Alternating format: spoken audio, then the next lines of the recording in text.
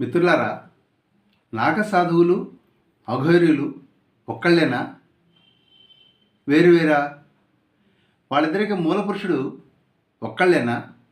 ఎవరాయన? నిజానికి నాగసాధువులకు అఘోరీలకు అతీంద్ర శక్తులు ఉంటారా?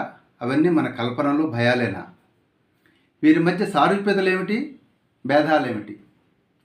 నాగసాధువుల అఖారాలు అంటే ఏమిటి? 1664వ సంవత్సరంలో ఔరంగజేబును నాగసాధువులు ఓడించారా? ఎప్పుడు, ఎక్కడ? నాగసాధువులతో పాటు నాగసాధ్వీలు కూడా ఉంటారా? వాళ్ళ నియమ నిబంధనలు ఏమిటి? నాగసాధువు కావాలంటే ఎన్నాళ్ళు సాధన చేయాలి? మన దేశంలో సుమారుగా ఎంతమంది నాగసాధువులు ఉన్నారు? రైట్ బ్రదర్స్ కంటే 8 ఏళ్ళ ముందే భారతీయులు విమానాన్ని కనిపెట్టారా? దానికి స్పాన్సరర్స్గా నాగసాధువులు ఉన్నారా?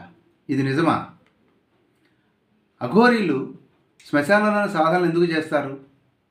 దశ మహావిద్యలలో అఘోరీలు ముఖ్యంగా సాధన చేసే విద్యలు ఏమిటి?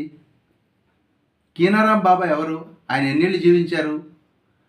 పాకిస్తాన్లోని హింగ్లాజ్ మాత యొక్క ప్రత్యేకత ఏమిటి? ఆమెకు అఘోరీలకు మధ్య ఉన్నటువంటి సంబంధం ఏమిటి? తెలుసుకోవాలనుకుంటున్నారా? అయితే తప్పకుండా చూడండి మీ విజ్డమ్ చారియట్లో.